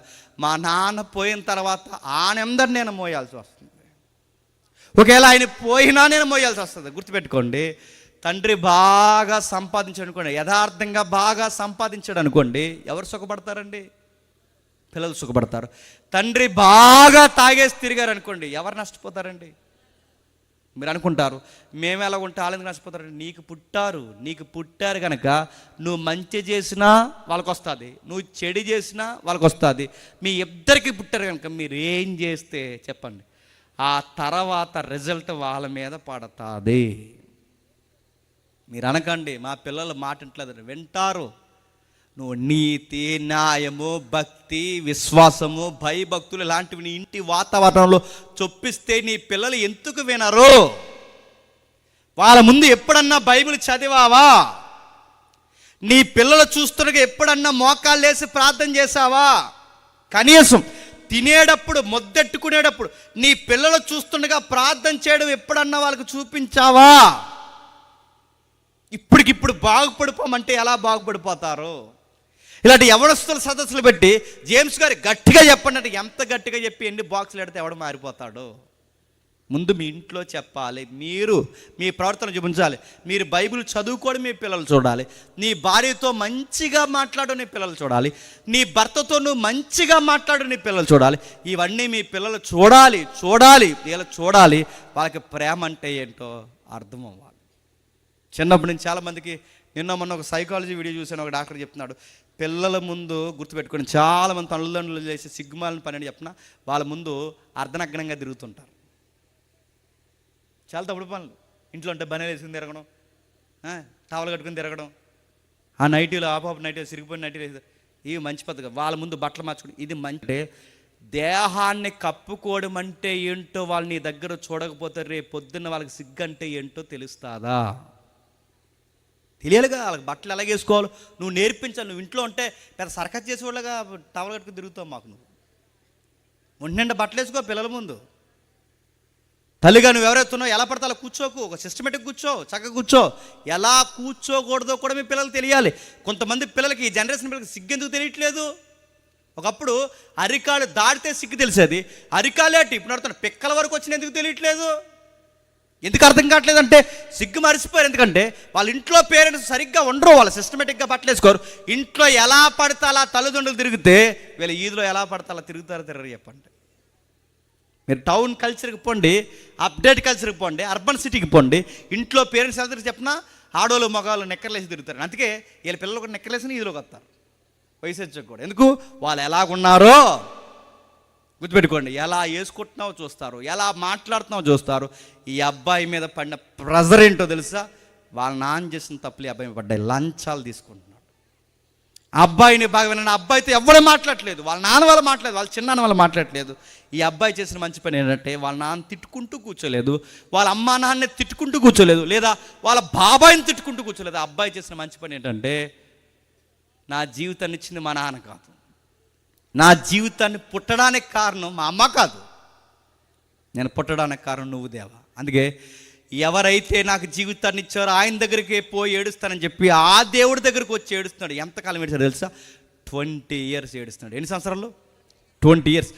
20 నుంచి 25 సంవత్సరాల వరకు ఏడ్చి ఏడ్చి ఏడ్చి ఏడ్చి దేవుడి దగ్గర ఏడుస్తాడు. దేవా నువ్వు బాగు చేస్తే బాగు చేయి, లేదు ఇలాగే చనిపోండి నీ చిత్తం అయితే చెప్పండి, నన్ను ఇలాగే తీసుకెళ్ళిపో. నేను బతికినా నీ చిత్తమే, నేను పోయినా నీ చిత్తమే. నేను నీకు పడి ఏడుస్తున్నాను.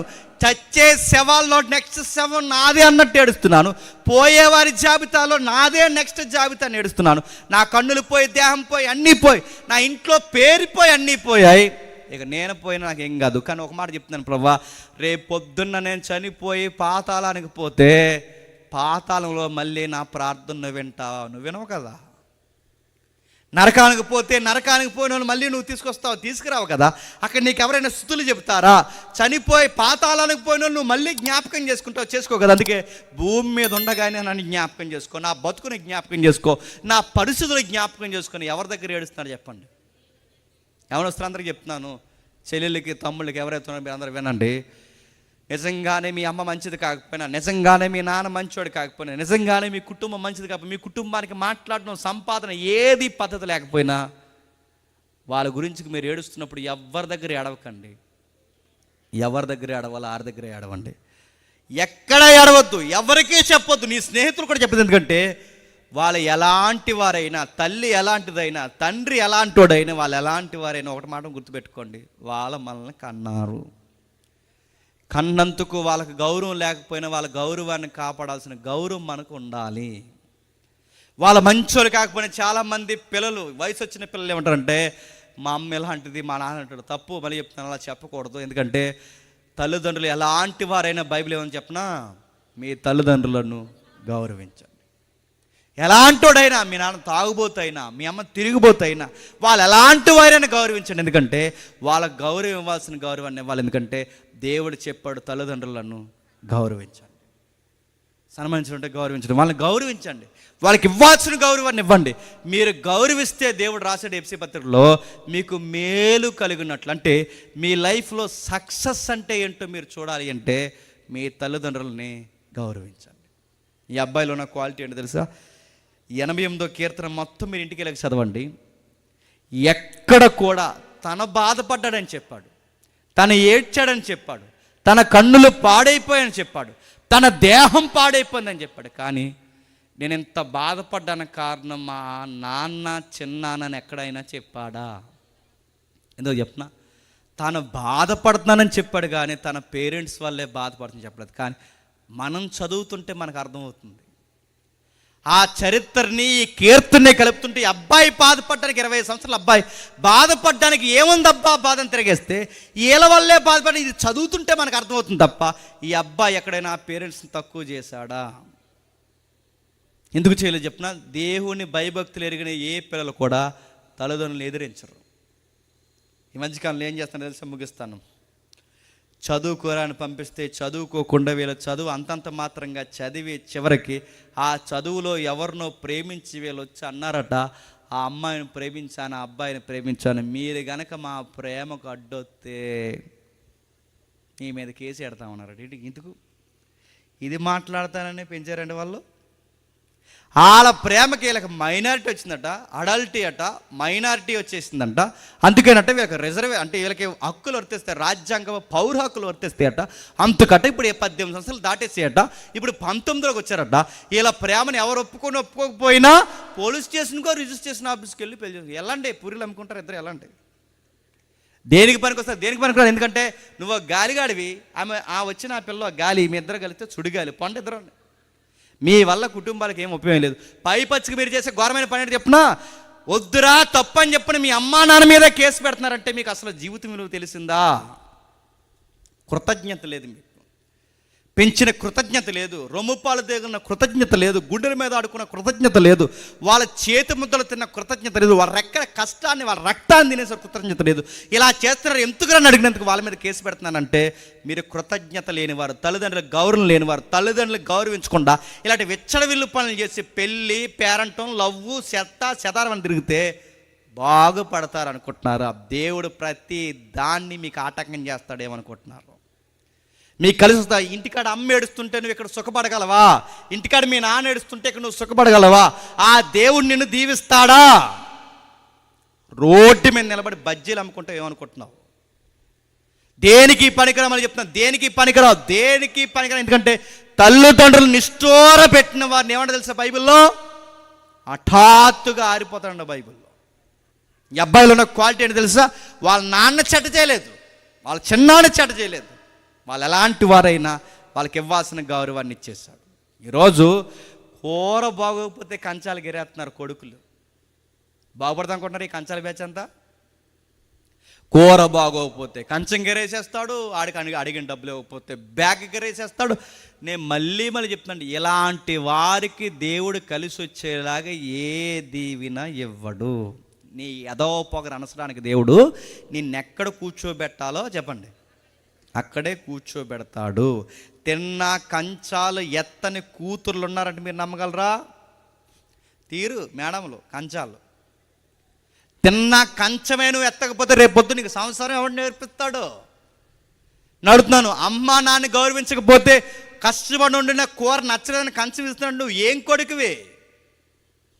నువ్వేమో మాట గుర్తుపెట్టుకో, నువ్వు ఎంత ఏడిపించో మీ ఇద్దరు అలాంటి వాళ్ళు అయితే మీకు మిమ్మల్ని ఏడిపించే వాళ్ళు పుడతారు. అప్పుడు తెలుస్తుంది అమ్మలు ఏంటో చెప్పండి, నాన్నలు ఏంటో. అప్పుడు నువ్వు చెప్తావు మీ పిల్లలకు రూల్స్, ఏంట్రా ఇట్రా అలా కూర్చున్నా, గలగరా అలా ఉండరాడి అని చెప్తే ఆడు నీలాంటి చదివినాడు. ఆడు అంటాడు ఏమని తెలుసా, ఎందుకైనా నీ మాట అంటాడు, వినాలరా నీ తండ్రి వినాలి నా మాట అంటే ఆడు తిరిగేసాడు. తండ్రి అయితే అంటాడు, తండ్రి అయితే ఏంటి, ఇంక నీ దగ్గర ఆన్సర్ లేదు. తండ్రి అయితే అంటే తండ్రి ఏం చెప్తే వాడికి, నువ్వు కొడుకుగా ఎలా ఉండాలో నీకు తెలియలేనప్పుడు నీ కొడుకు పుడితే వాడికి ఏం చెప్పగలవు? నువ్వు కూతురుగా ఎలా ఉండాలో నీకు తెలియనప్పుడు నీ కూతురు పుడితే నీ కూతురికి ఏం చెప్పగలవు? నీకు తెరం లేనప్పుడు వాళ్ళకి ఏం తెరం నేర్పిస్తావు? అందుకే ఈ అబ్బాయికి తెలుసు, తను ఎక్కడ మొరాలిటీని దెబ్బతీయకుండా, నైతికత దాటిపోకుండా, తన విలువలు కాపాడుకుంటూ వాళ్ళకి ఇవ్వాల్సిన, తల్లిదండ్రులకు ఇవ్వాల్సిన గౌరవాన్ని ఇచ్చాడు. ఎక్కడైనా వాళ్ళ తల్లిదండ్రులను బాధ పెట్టాడా? అప్పుడప్పుడు మన యవనస్తులు అంటుంటారు, అనవసరంగీలకు పుట్టాను, అనవసరంగీలకు పుట్టాను అంటే మరి ఎవరు పుడతావు? అర్థం, అనవసరంగీలకు పుట్టాను, ఈ ఊరిలో పుట్టాను, ఈ ఏరియాలో పుట్టాను, ఈ పేటలో పుట్టాను, ఈ వీధిలో పుట్టాను, మరి ఎక్కడ పుడతావరా? ముంబైలో పుడితే బాగుంది, ఏం చేస్తావు? తడగొట్టలేస్తావా? నన్ను ఎక్కడ పుట్టాను అడుగుతున్నాను. ఎక్కడ పుడతావు? అనవసరం, నీకు ఇక్కడ తెరం లేనప్పుడు నువ్వు ఎక్కడ పుట్టినా చెప్పండి. నీకు తెరం ఉండదు. నువ్వు తెరం, నీకు నిజంగా నీతి నిజాయితీ ఉంటే, నీకు తెరం అనేది ఉంటే, నువ్వు ఎక్కడ పుట్టినా పనికొస్తావు. ఎక్కడ పుట్టినా పనికొస్తావు. ఈ ఊరంటే ఈ ఊరు నిన్ను పాడు చేయలేదు, ఈ తల్లిదండ్రులు నిన్ను పాడు చేయలేదు, నిన్ను నువ్వే పాడు చేసుకుంటావు. ఈ అబ్బాయి జీవితంలో చాలా బాధలు ఉన్నాయి, చాలా ఇబ్బందులు ఉన్నాయి. దేవుడి దగ్గరకు వచ్చి ఏడ్చాడు. దేవుడు ఏం చేశాడు? ఏడ్చే ప్రతి కన్నీరుని తన కవుల్లో దాచుకుంటాడు. ఏడ్చే ప్రతి ఒక్క కన్నీటి బొట్టుని తన జ్ఞాపకార్థపు గ్రంథంలో లిఖిస్తాడు. ఈ అబ్బాయి 1 సంవత్సరం కాదు, 2 సంవత్సరాలు కాదు, ఎన్ని సంవత్సరాలు ఏడుతుంది చెప్పండి? 20 సంవత్సరాల పైన ఏడిస్తే ఈ అబ్బాయి ఏడుపుకి దేవుడు 20 సంవత్సరాల తర్వాత జవాబు ఇచ్చాడట.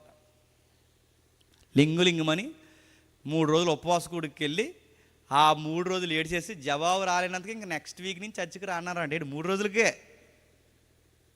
దేనికోసం ఏడ్చామంటే సెంటు నేల కోసం. సెంటు నేల కోసం 3 రోజులు ఉపవాస కూడుకులు ఏడిసి ఎగ్జామ్ కోసం నడుతున్నా. 3 రోజులకే రిజల్ట్ వచ్చేస్తే రాలేదని నువ్వు దేవుడిని అనుమానిస్తే ఈ అబ్బాయికి ఎన్ని సంవత్సరాలు రాలేదు చెప్పండి? 20 సంవత్సరాలు ఈ అబ్బాయికి రిజల్టే రాదు. ఇన్ని సంవత్సరాలు ఏడ్చి దేవుడిని బతుకులాడుకున్నాడు, కానీ తల్లిదండ్రుల మీద కానీ దేవుడి మీద కానీ ఎక్కడైనా గుసగుసలు శనిగాడా. దేవుడు ఎన్నాడు 20 years తర్వాత. ముగిద్దాం ఒకసారి. మొదటి దినవృత్తాంతాల గ్రంథం 25వ అధ్యాయం. మొదటి దినవృత్తాంతాల గ్రంథం 25వ అధ్యాయం 5-6 వచనాలు. మొదటి దినవృత్తాంతాల గ్రంథం 25వ అధ్యాయం 5-6 వచనాలు. వీరందరూ దేవుని వాక్య విషయంలో రాజునకు దీర్ఘదర్శియగు హేమాను యొక్క కుమారులు.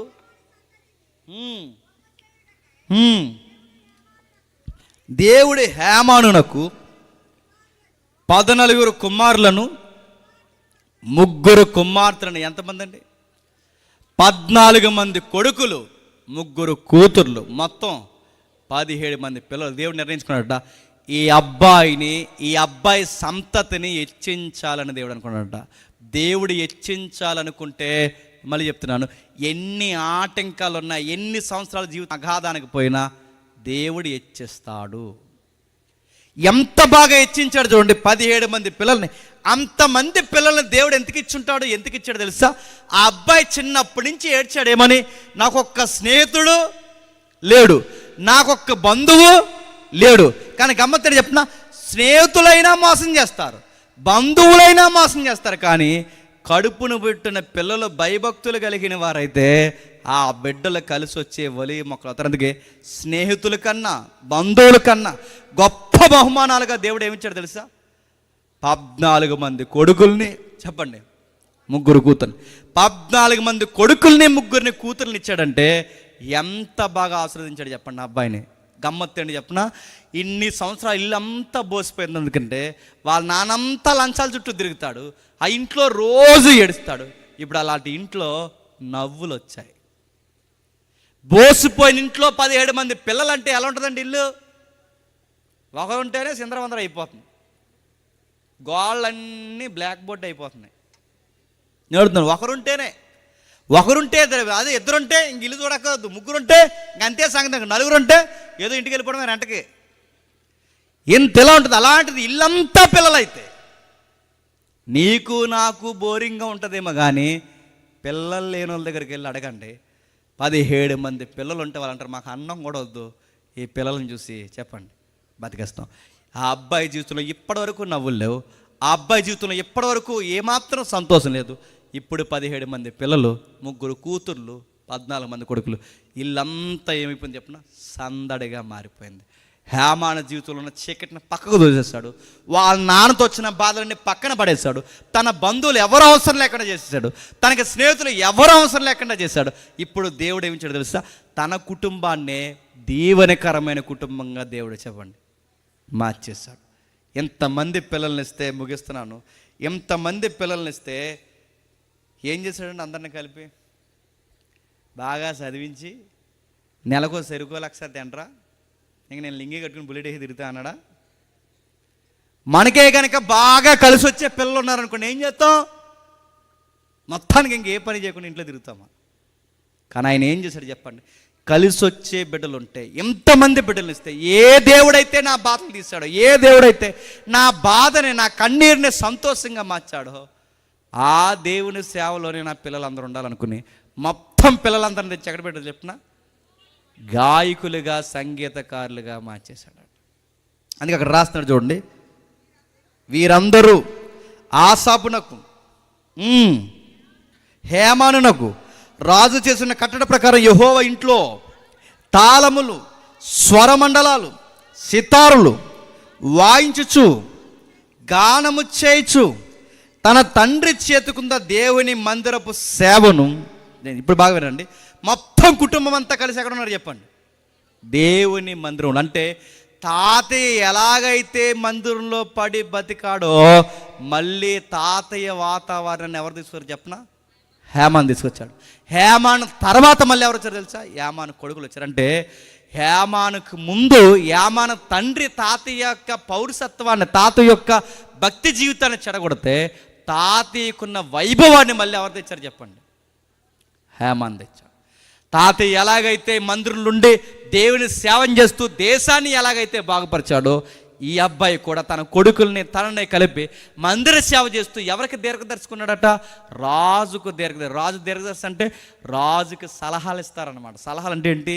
ఏం చెయ్యాలో, ఏం చేయకూడదో, ఎప్పుడు వెళ్ళాలో, ఎప్పుడు వెళ్ళకూడదో, యుద్ధం చెయ్యాలా వద్దా, ఇలాంటి రాజుకు సలహాలు ఇచ్చి దేశానికి దేవునికి మహిమ కలిగిన పాత్రలుగా మారిపోయారంట. నేను అడుగుతున్నాను తల్లిదండ్రులు అయిన వారిని, ఇప్పటి వరకు మీ గతం ఎలా ఉందో నాకు తెలియదు, కానీ ఇక నుంచి మాత్రం, ఈ రాత్రి నుంచి మాత్రం మీ పిల్లలకి మాదిరికరంగా మాట్లాడండి, మాదిరికరంగా ప్రవర్తించండి, మాదిరికరంగా జీవించండి.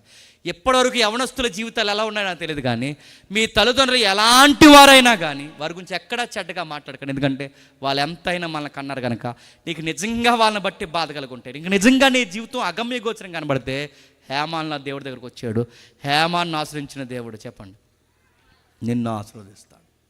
నీ తల్లిదండ్రులు ఎలాంటి వారైనా నిన్ను బాగుపరుస్తాడు. తన జీవితాన్ని పట్టుకెళ్ళి, తన కొడుకుల జీవితాన్ని పట్టుకెళ్ళి దేవుని మందిర సేవకిస్తే, వాళ్ళ మందిరంలో పరిచర్య చేస్తే, మీరు ఇంటికి వెళ్ళక చదవండి, 2వ దినవృత్తాంతాలు 5వ అధ్యాయం ఇంటికి వెళ్ళక చదవండి 12వ నుంచి, వాళ్ళందరూ కలిసి పాటలు పాడుతుంటే, ఆ పాటలు హృదయంలోంచి పాడుతుంటే పరలోకు నుంచి దేవుని మహిమ దిగిపోయిందంట.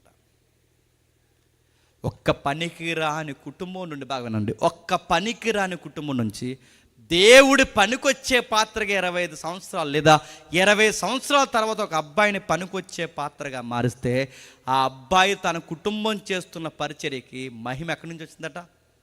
దేవుని మహిమ పరలోకం నుండి వచ్చిందట. అడుగుతున్నాను, నువ్వు సంఘంలో నువ్వు ఉంటే, నువ్వు కుటుంబంతో సంఘానికి నువ్వు వస్తే, నీ కుటుంబాన్ని బట్టి సంఘానికి మహిమ రావాలి. నీ కుటుంబాన్ని బట్టి ఊరికి గౌరవం రావాలి, సంఘానికి గౌరవం రావాలి, మిమ్మల్ని బట్టి మీ ఊరికి ఒక మంచి మాదిరికరమైన పరిస్థితి రావాలి.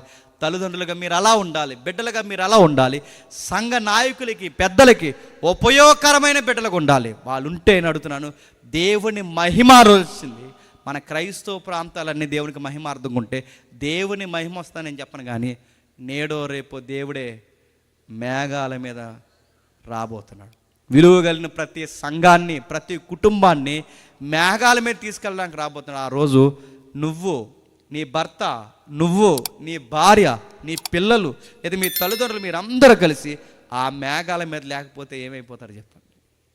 అందుకే ఈ సభకు వచ్చిన తల్లిదండ్రులు ఎవరైనా ఉంటే, ఈ సభకు మీ పిల్లలు రాకపోతే, నేను మళ్ళీ చెప్తున్నాను, మీ పిల్లల్ని ఎంత తేడాగా పెంచుతున్నారో మీకు అర్థం అవ్వాలి. ఒకవేళ పిల్లలు ఎవరైనా ఉంటే, మీ తల్లిదండ్రులు ఎవరైనా ఇక్కడ లేకపోతే, మీ తల్లిదండ్రులు ఎంత భక్తిహీనంగా ఉన్నారో మీకు అర్థం అవ్వాలి. ఒకవేళ మీ ఇరువురు ఇక్కడ ఉంటే, మీలో సరి చేసుకోవాల్సిన ఏమైనా ఉంటే మీరు ఎవరు చెప్పండి, సరి చేసుకుని దేవునికి మహిమకరంగా ఉండాలి. అందుకే హేమాను నీకు నాకు నేర్పిస్తున్నాడు.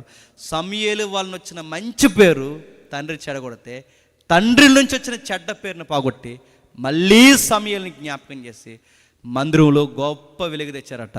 ఒక్క నిలబడితే దేశమంతా బాగుపడే పరిస్థితుల్లోకి వచ్చిందట.